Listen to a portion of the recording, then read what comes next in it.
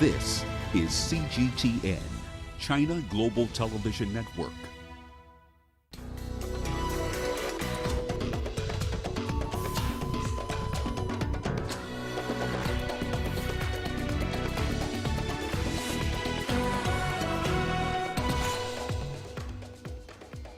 At least 20 people killed after a fire rips through a garment factory in the outskirts of the Egyptian capital. Dozens of ambassadors based in Ethiopia visit Tigray region and offer support in restoring calm. And Rwandan President Paul Kagame gets COVID-19 vaccine amid a frantic effort to roll out inoculations across Africa. Welcome to Africa Live on CGTN with me, Beatrice Marshall, in Nairobi. Also coming up on the program. In South Africa, Cape Town unveils its latest initiative in its quest to become a carbon-neutral city. And China offers vaccines to Tokyo and Beijing Summer and Winter Olympics. We start off in Egypt, where a garment factory fire has killed at least 20 people. So far, at least 24 are reported injured by the blaze. The four-story factory was in the industrial zone of El Obor. The city is located just north of Cairo. Ambulances and fire trucks were at the scene shortly after the inferno started. Several victims were transferred to nearby hospitals. Local authorities say firefighters were able to soon extinguish the blaze. Let's cross over to CGTN's Adel Bahroui. He's in Cairo for us with more on this development. Adel, what's the latest on this tragedy and how have authorities responded to the needs of those affected? So first of all, the process of rescue has been over. So far, the official figure is 20 dead and 24 injured. As you've mentioned briefly, that the firefighters and the civil defense forces were able to extinguish the flames on Thursday night. But the cooling process of the area so that no further flames could spark once again is still ongoing.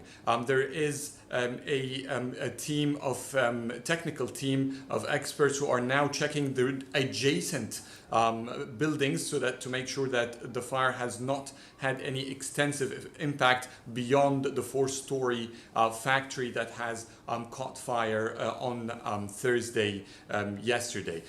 So far, it seems that the entire area has been still isolated and the authorities are still pushing away since just in case anything could re-emerge. This is in El Obor city, an adjacent city north of Cairo, and the fire happened in an industrial zone of Obor city. As you've said, it's a garment factory and it's still one of the crowded areas in terms of traffic-wise. So it has some impact in Obor city in terms of traffic and other planning to reach there, as the nation has pushed about 15 fire trucks and 10 ambulances were just in a complete continuous shuttle between the site and hospitals.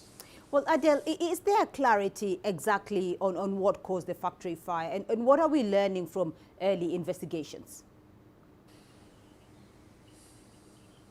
So far, there hasn't been an exact or even a suspicion about the causes of the fire itself. There has been an investigative committee from the General Prosecutor's Office who are trying to learn two things: what has started the fire and why has not the factory's fire defense systems were not working. Were they there? There was a malfunction. Were they enough to control such a blaze? So there are a lot of questions, because technically any factory, especially in Obor city, which is more or less a relatively new built area, just a couple of decades old, all the factories there must have a sort of a fire alarms and fire defense systems in the structure before getting licensed. And that's unlike the rest of most of the countries where we have factories who are 5 to 6 and even 10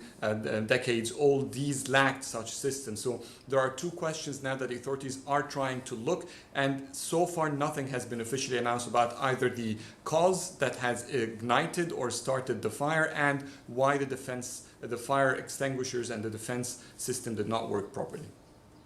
Adel Mahroui joining us with that latest from Egypt. More than 40 ambassadors of different countries based in Ethiopia have visited the Tigray regional state capital, Mekelle.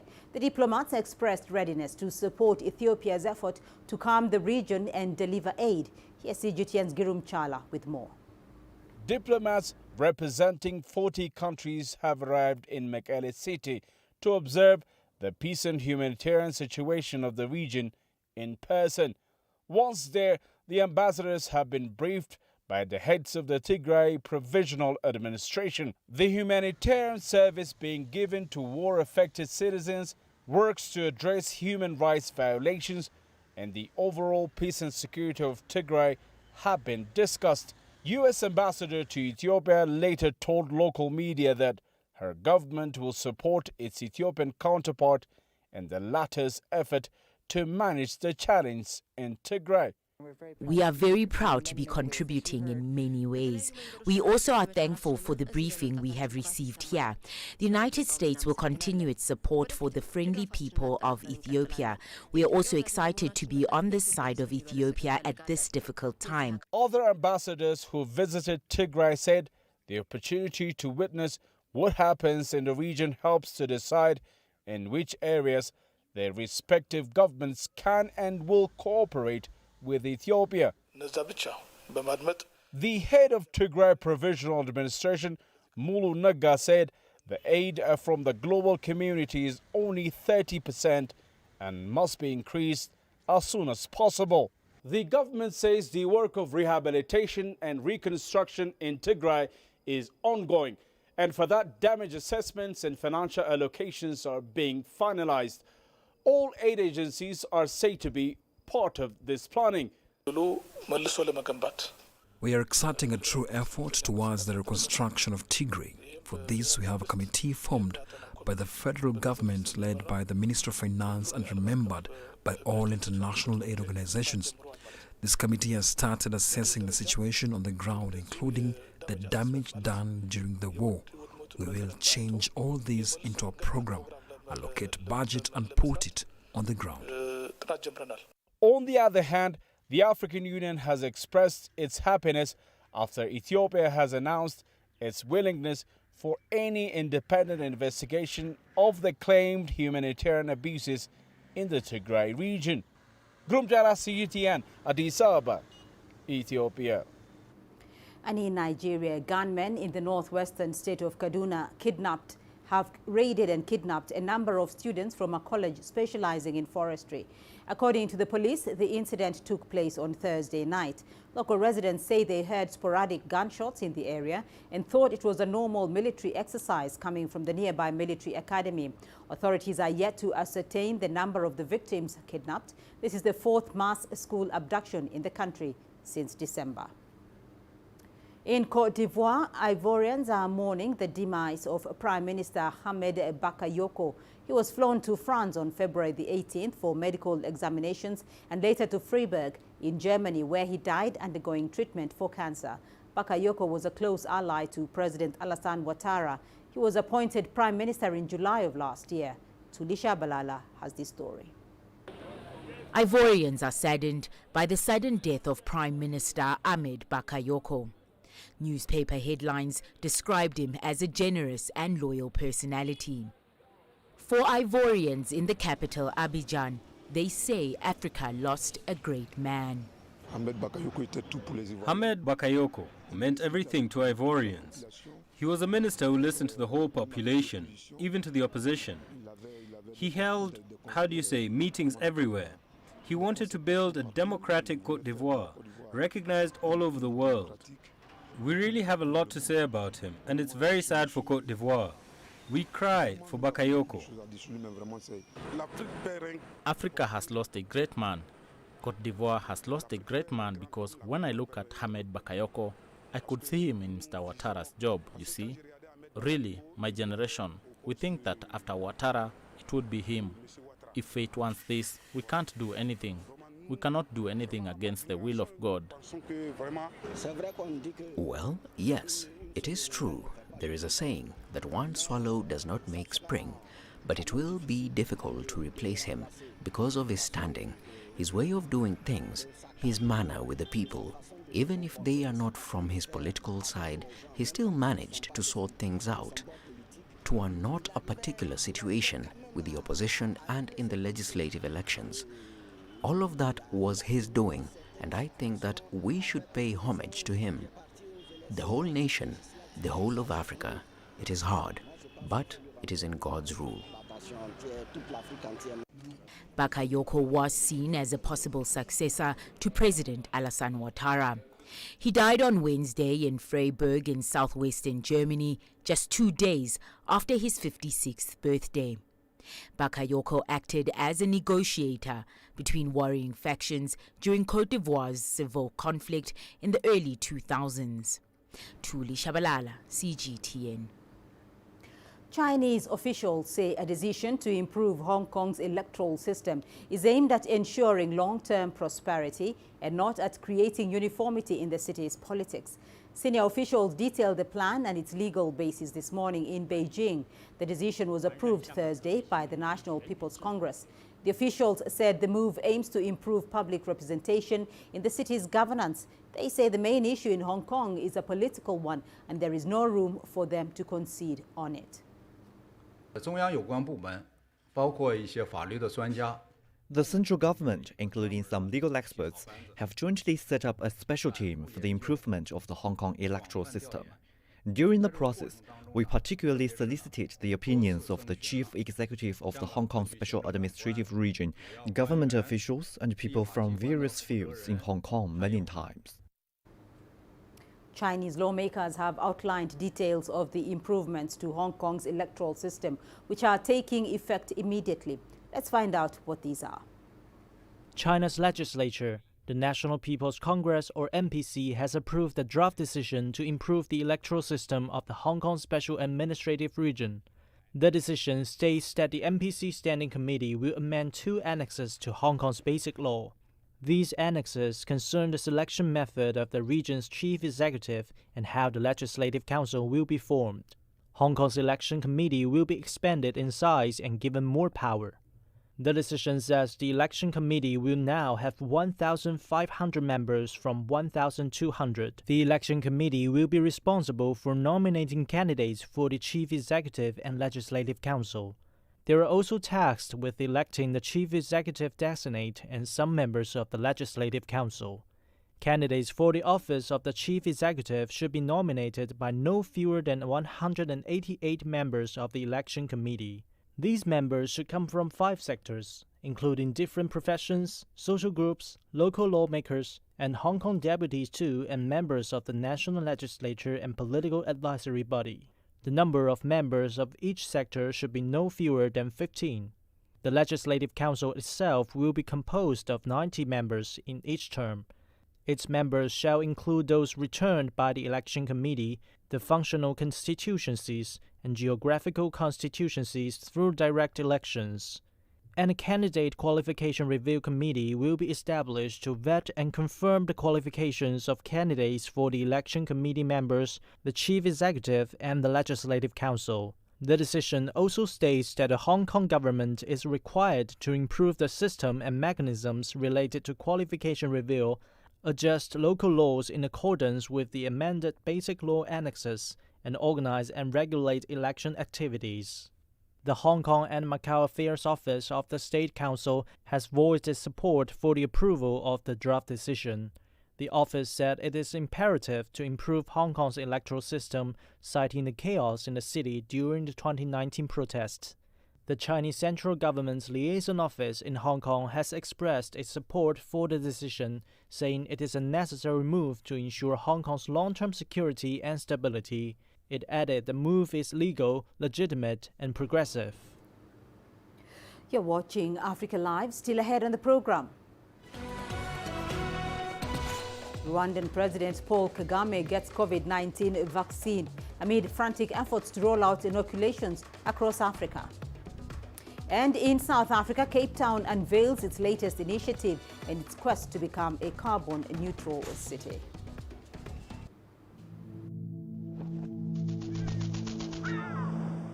How will your world change today?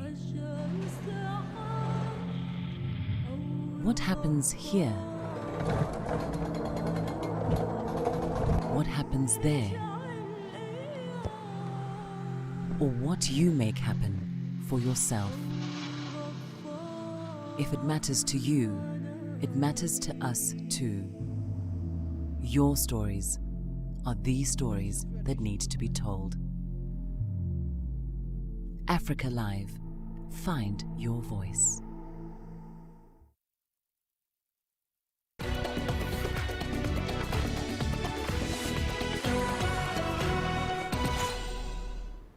Uganda is rolling out its COVID-19 immunization campaign after receiving an initial batch of over 900,000 doses of the AstraZeneca vaccine.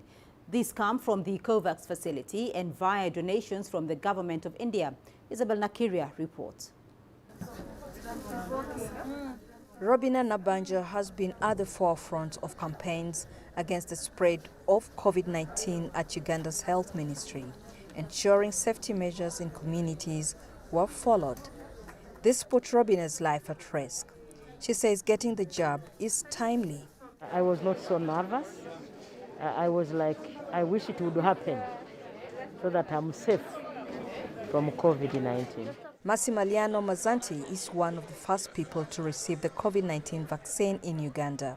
He says the last year was tough, trying to keep himself safe from catching the virus. I really wanted, some strong solution to the pandemic and try not to get it and not to spread it through my family. I have 4 children and a wife, of course. So my idea was that of getting the closest possible to the vaccination, get vaccinated and start finally to do a normal life. Vaccination will be carried out in phases as more doses arrive. The country expects to receive 2.6 million more doses of the AstraZeneca jab from the COVAX facility by June. About 200 people are queuing up for the jab at this center in Kampala, and authorities expect more people to turn up. A similar exercise is going on countrywide. Authorities say the exercise will go on for 10 days in this initial phase of vaccination. Vaccine hesitancy is high, but the country aims to vaccinate about 49% of its adult population by the end of the year. Uganda has seen over 300 confirmed COVID-19 deaths, and 19 of these were health workers. Authorities say the vaccination will reduce the strain in the healthcare system. One, it protects the person from getting severe disease or dying from it. It protects the family around him because transmission is expected to be less, although we are still building on evidence on that. But also, when one is not sick and one is not transmitting, we also deprive the virus from multiplying a lot of times. The Minister of Health is encouraging people to maintain mask wearing and washing hands, warning the risk of infection remains in the early stages of the vaccine rollout. And for people who have already received the shot like Robina and Mazzanti, their protection will not develop immediately. But Robina says it's the moment she's longed for. Isabel Nakiria, CGTN, Kampala, Uganda. Rwanda's President Paul Kagame has become the first leader in East Africa to receive the COVID-19 vaccine. President Kagame received his jab alongside his wife Jeanette. It has not yet been specified which vaccine they received. Rwanda has received some 100,000 doses of the Pfizer vaccine and about 240,000 doses of the AstraZeneca vaccine. The country plans to inoculate about 30% of the population this year and another 60% by the end of 2022. In February, Rwanda became the first country in East Africa to begin vaccinating against COVID-19, targeting high-risk groups such as healthcare workers. Meanwhile, Tunisia has also received the first batch of COVID-19 vaccines. The doses include about 30,000 Russian Sputnik V vaccine. The country is expecting another 93,600 doses of the Pfizer-BioNTech vaccines. The doses will be delivered as part of the international COVAX system. CGTN's Adnan Chauchi with more details. During the first vaccination mock drill, the Tunisian Prime Minister said that all the vaccine doses that will be received this month are scientifically and medically safe. Hisham Mashishi added that side effects are practically similar to those caused by the other vaccines. All Tunisians must get vaccinated. They should not worry about side effects because the vaccines are safe and efficient. We cannot resume a normal life without vaccinating the whole population. We've prepared all the necessary human and logistical needs. Tunisia is ready for the COVID-19 vaccine campaign. The Minister of Health said Tunisia will receive around 10 million doses of coronavirus vaccine that will be used to immunize more than 50% of the population by the end of 2021. Over 3 million Tunisian citizens will be vaccinated by the end of June. We are ready for this large-scale operation. The vaccination mock drill is a training for the real launch of the campaign. We asked doctors about the different vaccines and learned about the different COVID-19 vaccine storage and handling protocol. Hundreds of volunteers took part in the vaccination mock drill. Meanwhile, the health department has launched an extensive awareness campaign to ensure accurate information is available about the COVID-19 vaccines. I learned about this operation through the media. I think it's important to get vaccinated. The COVID-19 task force is well prepared to deal with a potential high number of people during the vaccination campaign. Tunisians should not be afraid because the whole world is getting vaccinated. The reception of 137,000 doses of AstraZeneca vaccine, as well as a Chinese donation of 200,000 doses of Sinovac vaccine, is expected in the next few weeks.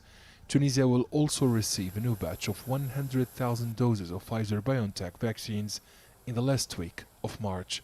Prime Minister Hisham Mashishi has called on Tunisian citizens to register on the digital platform to get vaccinated against COVID-19. Health authorities say the vaccination campaign for priority groups will start at the end of this week. Adnan Shawishi, CGTN, Tunis.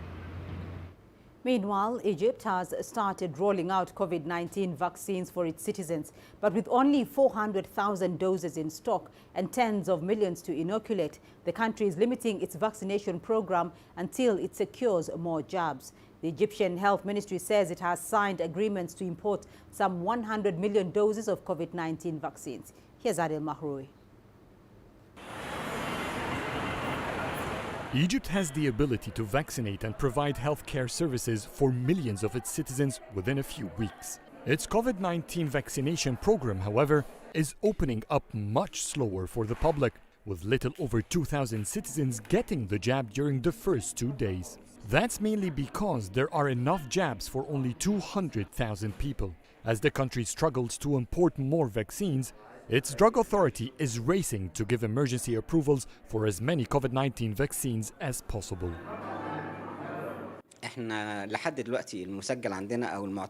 So far we have approved Sinopharm, the Chinese vaccine, and AstraZeneca for emergency use. The health advisor for the Egyptian president has announced that very soon he'll also approve Johnson & Johnson and the Russian vaccine.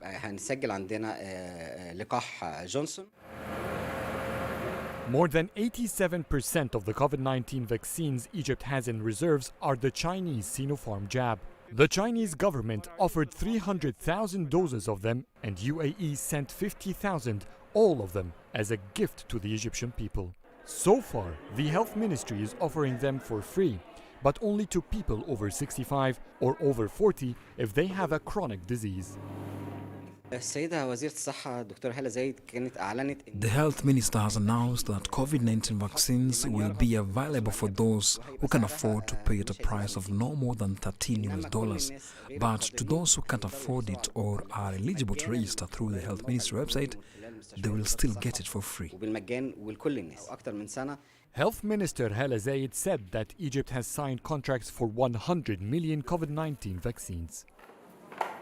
Due to the vagueness of the shipment schedule, the Egyptian government has not announced the timeline for its COVID-19 inoculation program.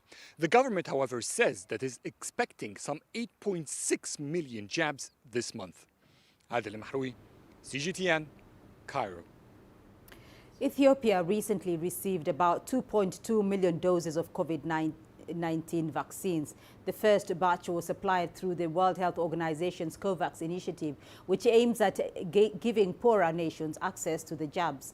Ethiopia plans to administer the AstraZeneca vaccines primarily to health workers, the security forces, teachers and the elderly. Here's CGTN's Girum Chala with more details.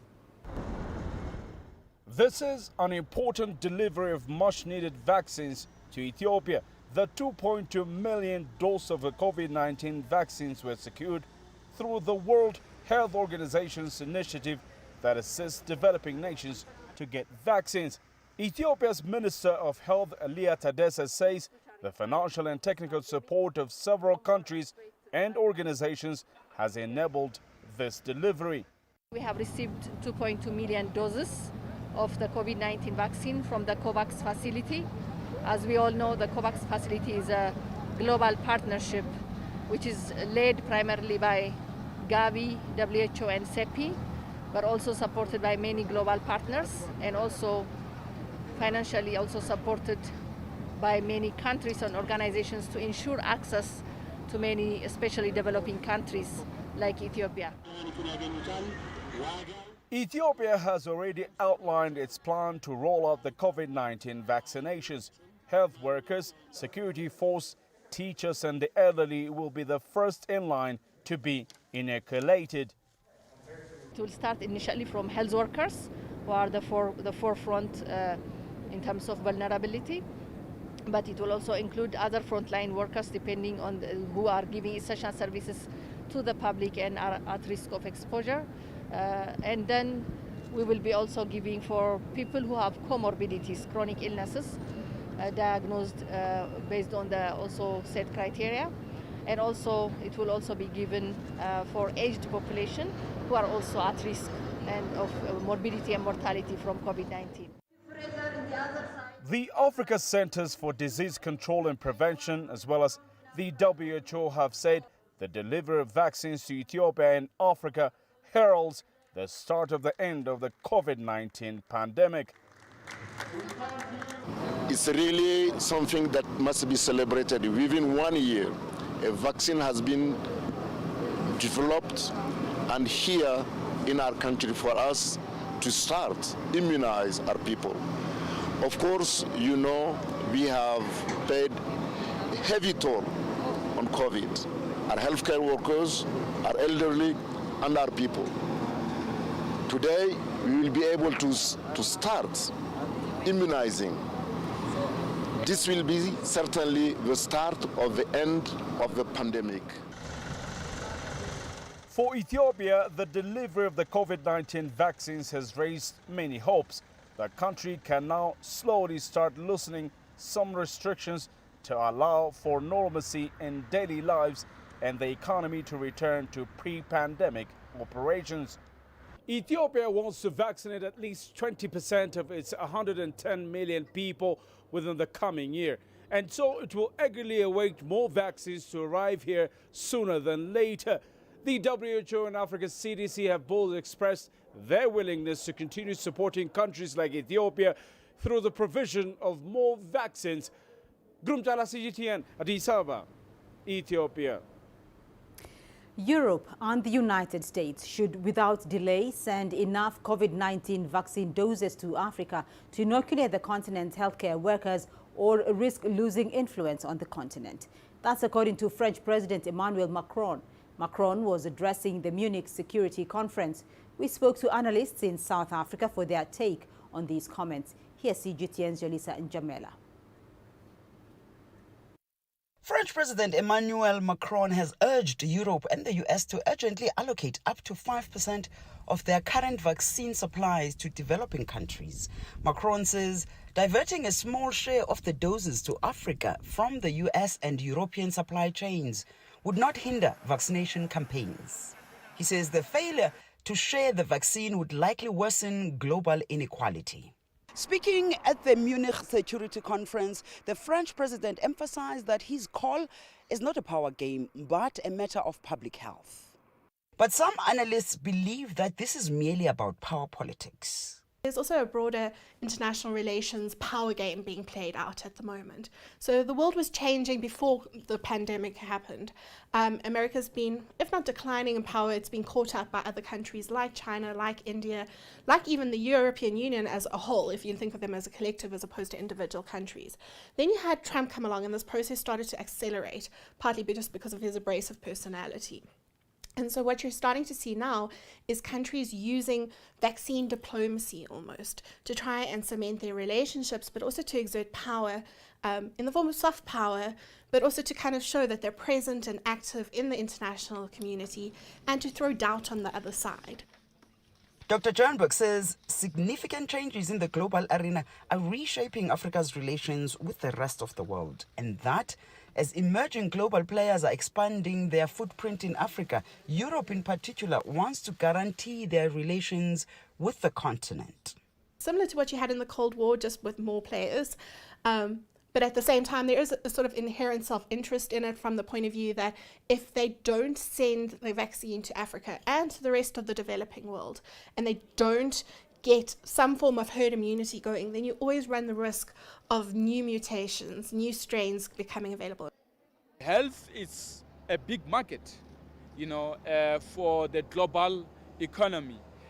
In every evolution of the global economy, you will find that pharmaceutical is in the center of such economic exports to emerging markets or developing economies. So I think this is another way, because you can look at it as a vaccine, but there are a lot of other aspects related to the vaccine that will come to the country, and countries will develop very close relationships with the countries that are supplying them with the vaccine.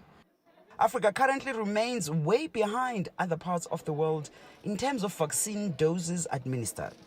And globally, there have been many other calls for developed nations to ensure that poorer countries are not left behind in the push to vaccinate against COVID-19. Yuli Jamela for CGTN in Johannesburg, South Africa.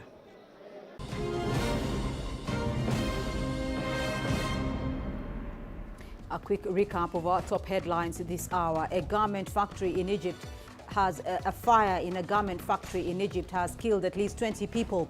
So far, at least 24 are reported injured by the blaze. The 4-story factory was in the industrial zone of El Obour. The city is located just north of Cairo. More than 40 ambassadors of different countries based in Ethiopia have visited the Tigray regional state capital, Mekelle. The diplomats expressed readiness to support Ethiopia's effort to calm the region and deliver aid. And Rwanda's President Paul Kagame has become the first leader in East Africa to receive the COVID-19 vaccine. President Kagame received his jab alongside his wife Jeanette. Rwanda has received some 100,000 doses of the Pfizer vaccine and about 240,000 doses of the AstraZeneca vaccine. And that's a look at your headlines. Well, let's now take a look at what's coming up in our special Africa Panorama feature.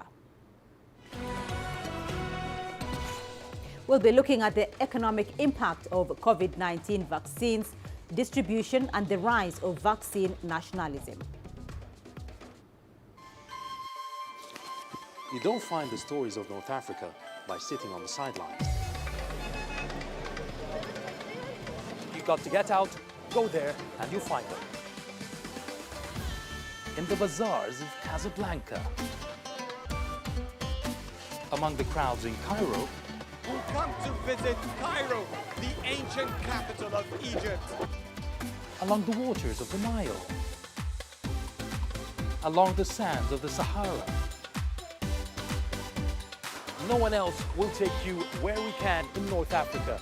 No one else will show you what it's all about. CGTN, see the difference.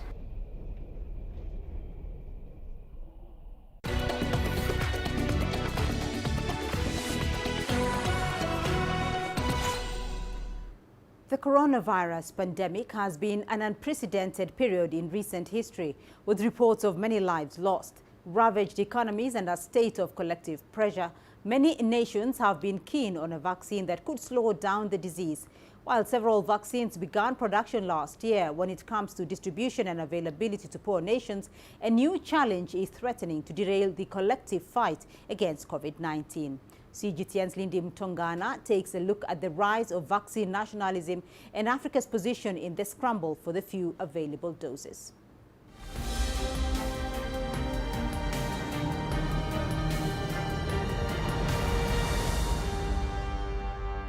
For over a year now, Africa's healthcare systems have been stretched thin by the coronavirus pandemic. Over 100,000 people across the continent have succumbed to the disease, many of them doctors and nurses. With a second wave now spreading through parts of Africa, experts agree the only way to firmly end this pandemic is through widespread vaccination campaigns. Unfortunately, the majority of Africans may wait up to 2 years to receive their doses. In this episode of Panorama Africa, we take a look at unequal access to vaccines and life-saving medicines in Africa. It's another busy morning at the Huatele oxygen plant here in Nairobi. Since 2014, this social enterprise has been quietly supplying oxygen to patients in public and private health facilities across Kenya. But it wasn't until the coronavirus pandemic that the country's health sector really paid attention to what happens here. The most memorable time was around October, November last year, 2020. That's when the mortality was quite high. We had hospitals coming to this plant and basically fighting for oxygen. Huatele had to boost production dramatically. We had to hire more people so that we could produce 24/7. We had to expand our distribution infrastructure by leasing more trucks and importing more canisters, the cylinders, to allow us to meet the demand of the market. Basically, if we compare our pre-COVID and at the height of COVID, the demand doubled. Though Kenya may have been spared the worst of the pandemic, Dr. Olayo and other experts are hoping vaccines will help ease the pressure on the country's healthcare system. Kenya has already received its first batch of just over 1 million AstraZeneca vaccines. A total of 24 million doses will be administered across the country in a 3-phase rollout. The first phase has already begun, targeting health workers, teachers, and those in the security sector. Most Kenyans could be vaccinated by 2022, but the timelines are much worse in other parts of Africa, with full rollout expected to be completed by late 2023, if at all. So why isn't Africa receiving the vaccines it needs? Let's take a look at how vaccines get to Africa. Most low-income countries will rely on COVAX, the WHO initiative aimed at securing 6 billion doses of vaccines for poorer countries. COVAX will only cover 20% of the population of each country. The first 2 billion doses will be administered in 2021, primarily to healthcare workers. The challenge is COVAX must first procure these vaccines, and this is getting harder as richer nations race ahead of poorer ones buying up crucial supplies. Canada has pre-ordered enough vaccines to inoculate its population 5 times over. The UK and the US have bought enough vaccines for 4 per person, while the EU and Australia will have 2 each. Consequently, the African Union has entered into bilateral agreements directly with vaccine manufacturers, successfully procuring 270 million doses of vaccines for the continent. But it's hardly enough for Africa's 1.3 billion people. Furthermore, these agreements tend to be more expensive. South Africa paid 2.5 times more than European countries for the AstraZeneca vaccine. To make matters worse, these orders have been complicated by export controls introduced by the European Union. This mechanism gives countries the power to deny authorization for vaccine exports if existing contracts within the EU have not been met. An alternative, as advocated by South Africa and India, is to push the World Trade Organization to allow for any patents related to COVID-19 vaccines to be waived. This means that anyone, anywhere, would be allowed to manufacture the vaccines quickly and cheaply. It's in essence a very, very fair and very reasonable demand to say, listen, during the duration of the COVID-19 pandemic, we all need to be able to manufacture what can help us get out of the pandemic. The proposal has received the support of the African Union, but has met stiff opposition from some of the world's wealthiest countries, including the European Union, the United States and Switzerland, all of whom are home to major pharmaceutical companies. It goes against the language, of course, of equitable vaccine distribution. So we can, of course, only speculate as to why they don't want to support the waiver, but the consequence, in essence, is that they don't want to share, and that's perhaps the reason. They don't want to share the ability and technology to manufacture vaccines. It's a sad situation for the global health community because you'd imagine that this would be the only time when people's lives would matter more than profits. Even Kenya as a country has capacity to reconstitute and develop these vaccines if that patent was waived. We can do it quickly, and that would be the best way, produce and deploy quickly within the country.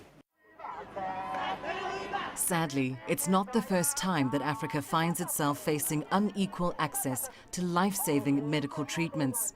In 1998, 39 international pharmaceutical companies sued the South African government over its attempt to buy cheap HIV medicines from India, rather than expensive antiretroviral drugs from the United States.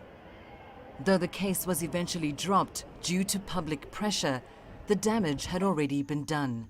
Delays in procuring affordable ARVs resulted in many unnecessary deaths. During a time of pandemic, it cannot be left to the market forces, to the monopolies of a few pharmaceutical manufacturers, to determine the availability and secondly, the price, in this case, of vaccines and in the past of ARVs. If we are reliant on the rest of the world, wherever that is, to supply our vaccines, Africa is going to be last in line again. And that is what we're seeing now with regards to COVID-19 vaccines. The pandemic has exposed and exploited the inequalities of our world. There is now real danger that the very tools that could help to end the pandemic, vaccines, may exacerbate those same inequalities. Vaccine nationalism might serve short-term political goals, but it's ultimately short-sighted and self-defeating. We will not end the pandemic anywhere until we end it everywhere. Vaccine nationalism happens when governments sign deals with drug manufacturers, especially the ones in their own countries, to exclusively supply the necessary medicines to their own populations, as is the case with COVID-19 vaccines. The world has also witnessed cases where governments push their companies to be granted exclusive rights to supply medicines during disease outbreaks, like the Ebola outbreak in West Africa. The Democratic Republic of Congo has also been a theatre of similar events, as the Ebola outbreak continues taking grim twists and turns. Companies from Asia, America and Europe competed to supply their vaccines to the Great Lakes nation.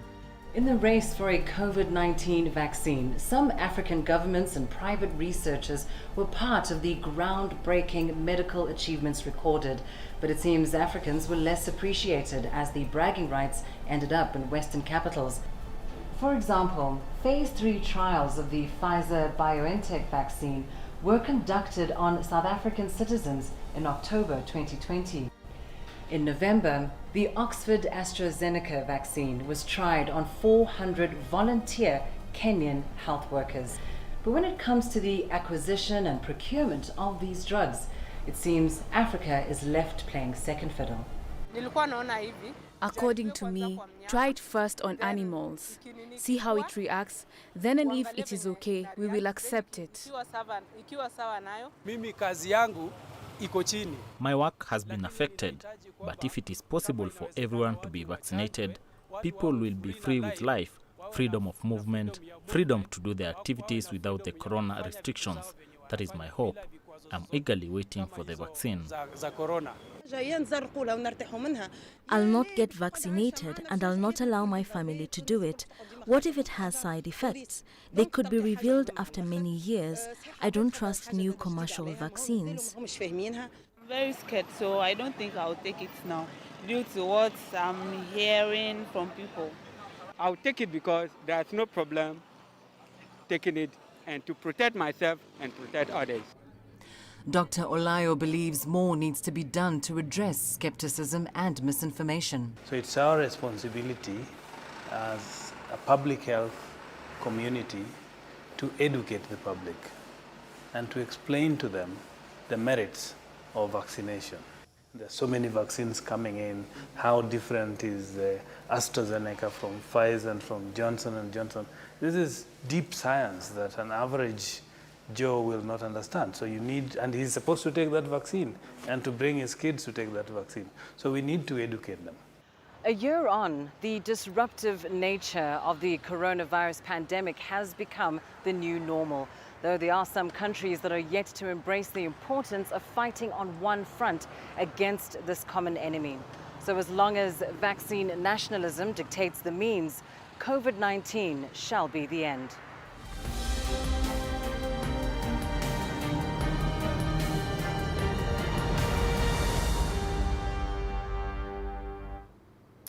And we still have more news for you here on the program. Here's what's ahead. In South Africa, Cape Town unveils its latest initiative in its quest to become a carbon-neutral city. Nature is essential for humans to exist, from pollinating our crops to stabilizing our climate. But our natural world is under serious threat. Humanity's influence on the decline of nature is so great that around 1 million species already face extinction. One continent, Africa, is trying to halt the trend. There are some special people doing some incredible work on the ground to help conserve the continent's fauna, flora, and cultural heritage, whilst introducing these riches to the rest of the world.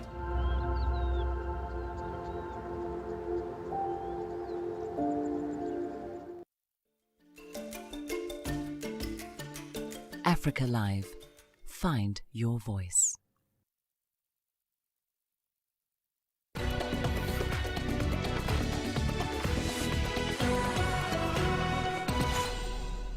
Well, let's head over to South Africa now, where the city of Cape Town has launched its first net zero carbon concept home.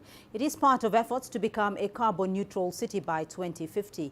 My Clean Green Home, as it is being called, was built up using recycled products from the shipping industry.